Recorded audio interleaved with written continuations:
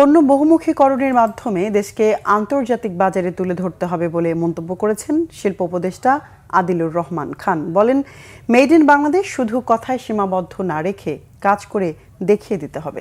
দুপুরে রাজধানী তেজগাঁয়ে Bangladesh chamber of industries BCI আয়োজিত অটোমোবাইলস ও এগ্রো মেশিনারি মেলায় তিনি এসব কথা বলেন। অনুষ্ঠানে বক্তারা জানান, ম্যানুফ্যাকচারিং শিল্পের বিকাশ ও দেশীয় পণ্যের উৎপাদন ও ব্যবহার বাড়াতে গুরুত্বপূর্ণ ভূমিকা পালন করবে এই মেলা।